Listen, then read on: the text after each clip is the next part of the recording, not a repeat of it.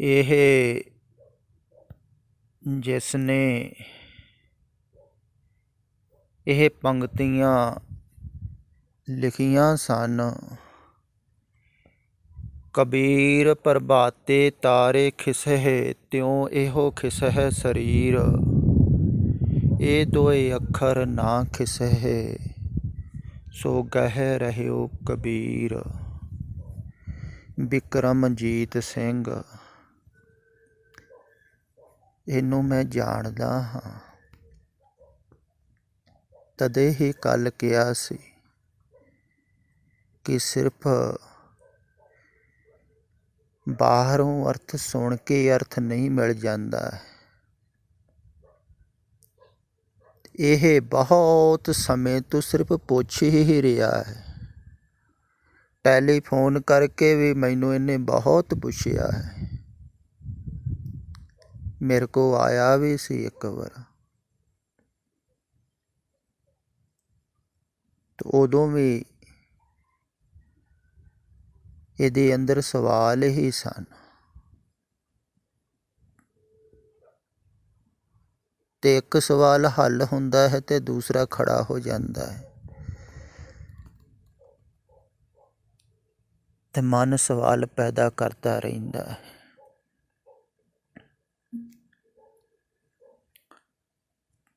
ਤੇ ਬਾਹਰੋਂ ਸਵਾਲਾਂ ਦੇ ਹੱਲ ਨਹੀਂ ਹੁੰਦੇ ਹਨ।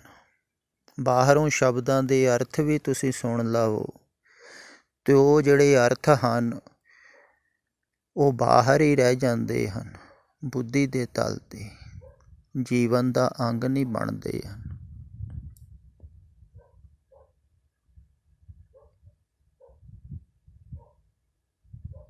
ਜੀਵਨ ਦਾ ਅੰਗ ਤੇ ਤਾਂ ਬਣਨਗੇ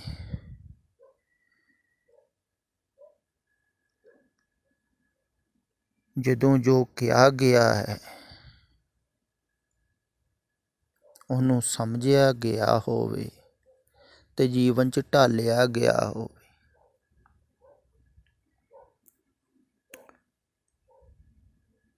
ਜਾਂ ਤੇ ਬਹੁਤ ਸਮਝ ਹੋਵੇ ਤੇ ਆਦਮੀ ਸਮਝ ਲੈਂਦਾ ਹੈ, ਪਰ ਅਗਰ ਸਮਝ ਵੀ ਨਾ ਹੋਵੇ, ਫਿਰ ਪ੍ਰੇਮ ਹੋਵੇ ਜਿਸ ਨੂੰ, ਉਹਦਾ ਪ੍ਰੇਮ ਦੁਆਰਾ ਵੀ ਛੁਟਕਾਰਾ ਹੋ ਜਾਂਦਾ ਹੈ।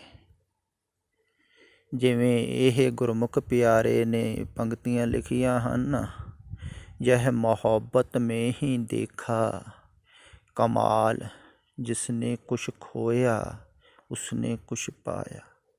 ਜਾਂ ਤੇ ਮੁਹੱਬਤ ਦਾ ਕਮਾਲ ਹੈ, ਕਮਾਲ ਦੀ ਹੈ ਮੁਹੱਬਤ,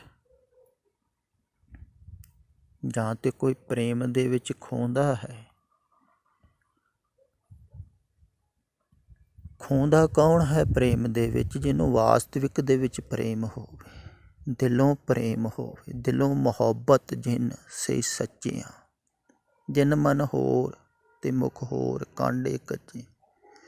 ਜਿਨ੍ਹਾਂ ਦੇ ਦਿਲੋਂ ਮੁਹੱਬਤ ਹੋਵੇ ਤੋ ਸਭ ਕੁਝ ਛੱਡਣ ਨੂੰ ਤਿਆਰ ਹੋ ਜਾਂਦੇ ਹਨ। ਦੇਖਿਆ ਹੈ ਨਾ ਤੁਸੀਂ, ਆਮ ਸਧਾਰਨ ਸੰਸਾਰ ਦੇ ਵਿੱਚ ਵੀ ਅਗਰ ਕਿਸੇ ਨੂੰ ਪ੍ਰੇਮ ਹੋਵੇ ਤਾਂ ਉਹ ਕਹਿ ਦਿੰਦਾ, ਤੇਰੇ ਵਾਸਤੇ ਮੈਂ ਸਭ ਕੁਝ ਛੱਡਣ ਨੂੰ ਤਿਆਰ, ਸਾਰਾ ਸੰਸਾਰ ਛੱਡ ਸਕਦਾ।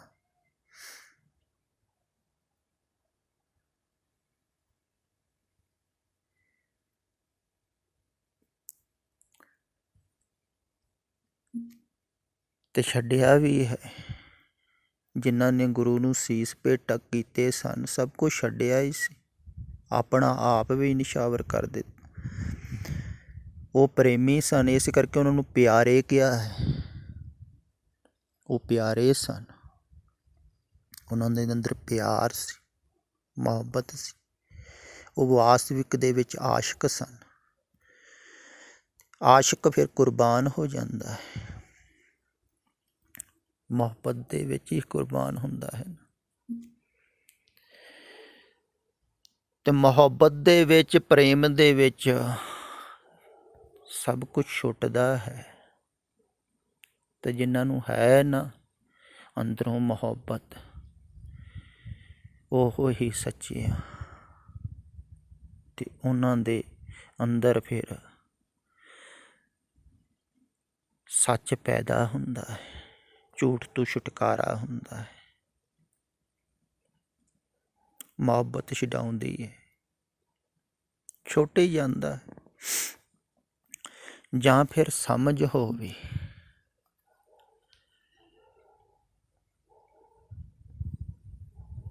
ਤੇ ਸਮਝ ਕੇ ਆਦਮੀ ਜਾਣ ਲੈਂਦਾ ਹੈ ਵੀ ਜਿਹਦੇ ਬਾਰੇ ਕਿਹਾ ਜਾ ਰਿਹਾ ਹੈ ਵਾਰ-ਵਾਰ ਝੂਠ ਹੈ, ਅਸੱਤ ਹੈ,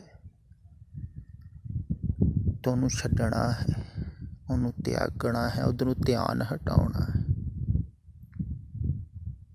ਤੇ ਧਿਆਨ ਹਟਾਉਣ ਵਾਸਤੇ ਅੰਤਰਮੁਖ ਹੋਣਾ ਹੈ। ਫਿਰ ਅੰਤਰਮੁਖ ਹੋਣ ਵਾਸਤੇ ਕਿਹਾ ਜਾਂਦਾ ਹੈ ਵੀ ਇਕਾਂਤ 'ਚ ਬੈਠੋ, ਚਿੰਤਨ ਕਰੋ, ਸਿਮਰਨ ਕਰੋ। ਜਿਵੇਂ ਕਬੀਰ ਜੀ ਕਹਿ ਰਹੇ ਹਨ, ਇਹ ਦੋਏ ਅੱਖਰ ਨਾ ਕਿਸੇ, ਜੋ ਕਹਿ ਰਹੇ ਹੋ ਕਬੀਰ, ਵੀ ਇਹ ਦੋ ਅੱਖਰ ਨੂੰ ਯਾਦ ਕਰ ਲਓ।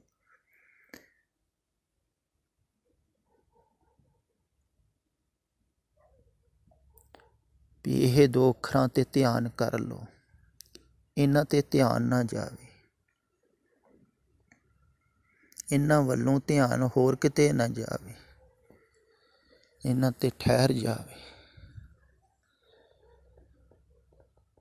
ਤੇ ਇਹਨੂੰ ਬਹੁਤ ਸਮੇਂ ਪਹਿਲਾਂ ਕਿਹਾ ਸੀ ਵੀ ਤੂੰ ਇਕਾਂਤ ਦੇ ਵਿੱਚ ਬੈਠਿਆ ਕਰ, ਕਿਉਂਕਿ ਇਹ ਰਾਗੀ ਹੈ ਤੇ ਕਾਫੀ ਸਮਾਂ ਹੁੰਦਾ ਹੈ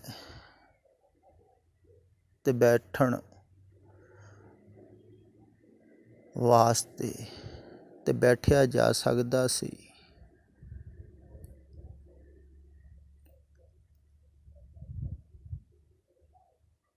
ਤੇ ਇਕਾਂਤ 'ਚ ਬੈਠਣਾ ਔਖਾ ਹੈ ਨਾ, ਸਿਮਰਨ ਕਰਨਾ ਔਖਾ ਹੈ, ਚਿੰਤਨ ਕਰਨਾ ਔਖਾ ਹੈ। ਤੇ ਉਦੋਂ ਨਹੀਂ ਹੋਇਆ ਜਦੋਂ ਇਹ ਸਿੰਗਲ ਸੀ। ਹੁਣ ਤੇ ਸ਼ਾਦੀशुदा ਹੈ, ਹੁਣ ਤੇ ਚਿੰਤਾ ਡਬਲ ਹੋ ਗਈ। ਤੇ ਹੁਣ ਇਹ ਦੋ ਅੱਖਰਾਂ 'ਤੇ ਧਿਆਨ ਟਿਕੇਗਾ।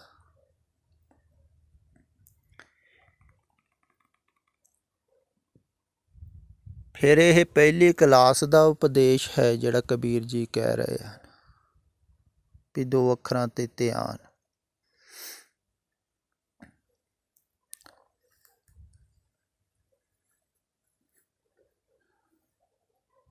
ਰਾਮ ਨਾ ਛੋਡਹੁ ਗੁਰ ਹੈ ਗਾਰ, ਵੀ ਰਾਮ ਨਾਮ ਗੁਰੂ ਨੇ ਦਿੱਤਾ ਹੋਇਆ, ਉਹਦੇ 'ਤੇ ਧਿਆਨ, ਉਹ ਨਹੀਂ ਛੱਡਣਾ। ਤੇ ਕਬੀਰ ਜੀ ਇੱਥੇ ਬਿਲਕੁਲ ਸਹਿਜ ਸਰਲ ਭਾਸ਼ਾ ਦੇ ਵਿੱਚ ਹੀ ਕਹਿ ਰਹੇ ਹਨ ਵੀ ਜਿਵੇਂ ਸੂਰਜ ਦੀ ਲੌ ਲੱਗਦੀ ਹੈ ਨਾ, ਪ੍ਰਕਾਸ਼ ਹੁੰਦਾ ਹੈ ਅੰਮ੍ਰਿਤ ਵੇਲੇ, ਸਵੇਰੇ, ਪ੍ਰਭਾਤ ਨੂੰ, ਤੇ ਤਾਰੇ ਮਿਟਦੇ ਹੋਏ ਦਿਖਾਈ ਦਿੰਦੇ ਹਨ। ਮਿਟਦੇ ਤੇ ਨਹੀਂ ਪਰ ਦਿਖਾਈ ਤੇ ਦਿੰਦੇ ਹਨ, ਹੌਲੀ ਹੌਲੀ ਮਿਟ ਰਹੇ ਆ ਜਿਵੇਂ ਜਿਵੇਂ ਪ੍ਰਕਾਸ਼ ਵੱਧਦਾ। ਕਬੀਰ ਜੀ ਕਹਿ ਰਹੇ ਹਨ ਵੀ ਇੱਦਾਂ ਸਰੀਰ ਵੀ ਮਿਟ ਰਿਹਾ ਹੈ, ਹਰ ਵਕਤ ਹੀ ਮਿਟ ਹੀ ਰਿਹਾ ਹੈ, ਮਿਟਣ ਵੱਲ ਨੂੰ ਜਾ ਰਿਹਾ ਹੈ। ਪਰ ਜਿਹੜੇ ਦੋ ਅੱਖਰ ਹਨ ਅੰਦਰ, ਜੋ ਉਪਦੇਸ਼ ਹੈ ਗੁਰੂ ਦਾ, ਉਹ ਦ੍ਰਿੜ ਕੀਤਾ ਹੋਇਆ ਹੈ, ਉਹ ਨਹੀਂ ਜਾਂਦਾ ਹੈ। ਤੇ ਪਹਿਲਾ ਕਦਮ ਹੈ, ਸਾਰਿਆਂ ਵਾਸਤੇ ਉਪਦੇਸ਼ ਦਿੱਤਾ ਹੈ ਨਾ।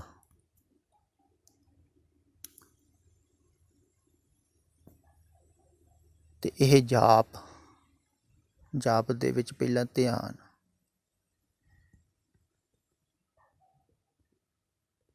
ਤੇ ਜਾਪ ਕਰਨ ਵਾਸਤੇ ਵੀ ਬਹੁਤ ਕਿਹਾ ਹੈ, ਰਸਨਾ ਜਪੀਏ, ਵਾਰ ਵਾਰ ਕਿਹਾ ਹੈ।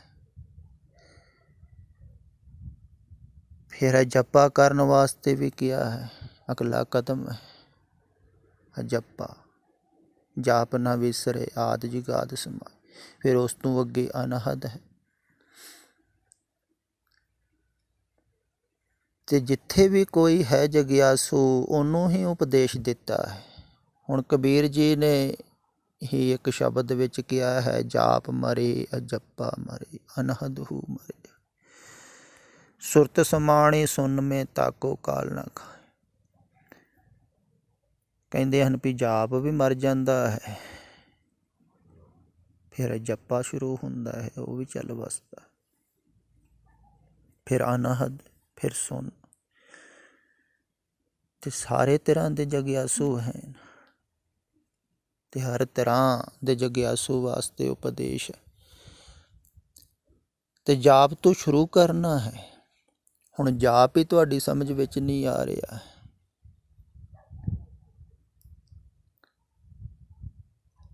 ਤੇ ਤੁਸੀਂ ਸੋਚਦੇ ਹੋ ਸਿਰਫ ਸਮਝ ਕੇ ਹੀ ਵੀ ਇਹ ਦੋਏ ਅੱਖਰ ਕਿਹੜੇ ਅੱਖਰ ਹਨ। ਇਹ ਤੇ ਪ੍ਰਤੀਕ ਹੈ ਸਿਰਫ। ਅੱਖਰ ਸਿਰਫ ਮਨ ਨੂੰ ਠਹਿਰਾਉਣ ਵਾਸਤੇ ਹਨ, ਮਨ ਨੂੰ ਲਾਉਣ ਵਾਸਤੇ ਹਨ, ਟਿਕਾਉਣ ਵਾਸਤੇ ਹਨ। ਅੰਦਰ ਅੱਖਰਾਂ ਦਾ ਉਪਯੋਗ ਹੈ, ਉਪਲਬਧੀ ਥੋੜ੍ਹੀ ਹੈ।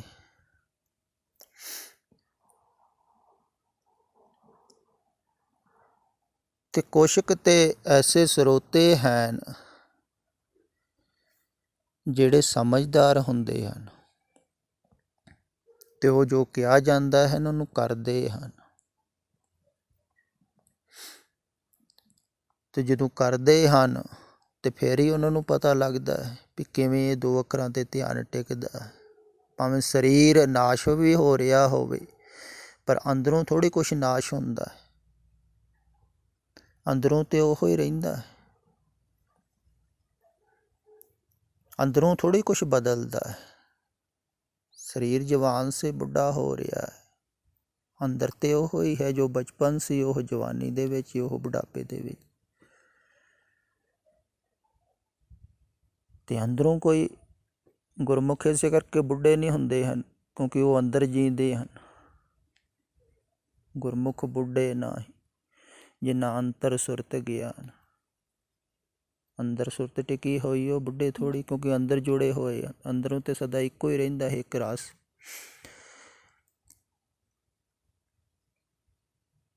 ਪਰ ਸੁਣ ਕੇ ਸਮਝ ਕੇ ਉੱਤੇ ਅਮਲ ਕਰਨਾ ਹੈ। ਜਾਂ ਤੇ ਗਹਿਰਾ ਪ੍ਰੇਮ ਹੋਵੇ, ਸ਼ਰਧਾ ਹੋਵੇ, ਤੇ ਅਮਲ ਹੁੰਦਾ ਹੈ।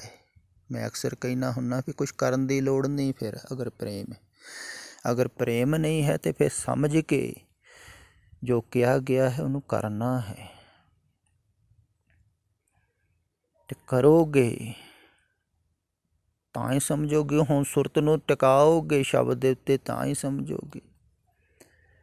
ਸਿਰਫ ਗੱਲਾਂ ਬਾਤਾਂ ਸੁਣ ਕੇ ਹੀ ਥੋੜ੍ਹੀ ਕੁਛ ਹੋ ਜਾਣਾ ਹੈ। ਕਈ ਸਰੋਤੇ ਐਸੇ ਹਨ ਨਾ, ਜਿਵੇਂ ਗੌਤਮ ਬੁੱਧ ਅਕਸਰ ਕਹਿੰਦੇ ਇੱਕ ਪ੍ਰਮਾਣ ਦਿਆ ਕਰਦੇ ਸਨ ਵੀ ਘੋੜੇ 4 ਪ੍ਰਕਾਰ ਦੇ ਹੁੰਦੇ ਹਨ। ਇੱਕ ਤੇ ਐਸੇ ਹਨ ਜਿਹੜੇ ਚਾਪਕ ਦੇਖ ਕੇ ਹੀ ਨਾ ਦੌੜ ਲੈਂਦੇ ਹਨ, ਇਸ਼ਾਰਾ ਹੀ ਕਾਫੀ। ਦੂਸਰੇ ਐਸੇ ਹੁੰਦੇ ਹਨ ਜਿਨ੍ਹਾਂ ਨੂੰ ਚਾਪਕ ਥੋੜ੍ਹਾ ਜਿਹਾ ਲਾਉਣਾ ਪੈਂਦਾ ਹੈ ਉੱਪਰ, ਉਹਨਾਂ ਨੂੰ ਪਤਾ ਲੱਗ ਜਾਂਦਾ ਹੈ ਵੀ ਚਾਪਕ ਲੱਗ ਗਿਆ, ਉਹ ਦੌੜਦੇ ਹਨ। ਤੀਸਰੇ ਐਸੇ ਹੁੰਦੇ ਹਨ, ਕਹਿੰਦੇ ਉਹਨਾਂ ਨੂੰ ਚਾਪਕ ਮਾਰਨਾ ਪੈਂਦਾ ਹੈ, ਉਹ ਫਿਰ ਚੱਲਦੇ ਹਨ। ਪਰ ਚੌਥੇ ਐਸੇ ਵੀ ਹੁੰਦੇ ਹਨ ਜਿਨ੍ਹਾਂ ਨੂੰ ਜਿੰਨਾ ਮਰਜ਼ੀ ਕੁੱਟੀ ਜਾਓ ਉਹ ਚੱਲਦੇ ਨਹੀਂ, ਹੋਰ ਢੀਠ ਹੋ ਜਾਂਦੇ, ਸਗੋਂ ਲਿਟ ਜਾਂਦੇ ਹਨ ਥੱਲੇ, ਕਹਿੰਦੇ ਮਾਰੀ ਜਾਓ। ਤੇ ਗੌਤਮ ਬੁੱਧ ਕਹਿੰਦੇ ਸਨ ਵੀ ਸਰੋਤੇ 4 ਤਰ੍ਹਾਂ ਦੇ ਹੀ ਹੁੰਦੇ ਹਨ। ਕਈ ਐਸੇ ਹੁੰਦੇ ਹਨ ਜਿਨ੍ਹਾਂ ਨੂੰ ਇਸ਼ਾਰਾ ਹੀ ਕਾਫੀ ਹੈ, ਉਹ ਇਸ਼ਾਰਾ ਹੀ ਸਮਝ ਲੈਂਦੇ ਹਨ ਤੇ ਚੱਲ ਪੈਂਦੇ ਹਨ। ਉਹ ਸਾਰਿਆਂ ਨੂੰ ਉੱਤਮ ਸਰੋਤਾ ਹੁੰਦਾ, ਸ੍ਰੇਸ਼ਟ ਰਾਜੇ ਜਨਕ ਦੀ ਤਰ੍ਹਾਂ। ਸਿਰਫ ਸੁਣਿਆ ਤੇ ਸਮਝਿਆ। ਤੇ ਬਹੁਤ ਸੂਝਵਾਨ ਸਰੋਤਾ ਹੁੰਦਾ ਹੈ ਵੈਸਾ, ਬਹੁਤ ਸ਼ਾਂਤ, ਵਾਸਤਵਿਕ ਦੇ ਵਿੱਚ ਵਿਵੇਕ ਬੁੱਧੀ ਜਾਗੀ ਹੋਈ। ਤੇ ਕੁਛ ਐਸੇ ਹਨ ਜਿਨ੍ਹਾਂ ਨੂੰ ਰੋਜ਼ ਹੀ ਸੁਣਾਈ ਜਾਓ ਤੇ ਉਹਨਾਂ ਦੇ ਉੱਪਰ ਕੋਈ ਵੀ ਅਸਰ ਨਹੀਂ ਹੁੰਦਾ, ਹੋਰ ਪੁੱਛਦੇ ਰਹਿੰਦੇ ਹਨ। ਤੇ ਜਿੰਨਾ ਪੁੱਛੋਗੇ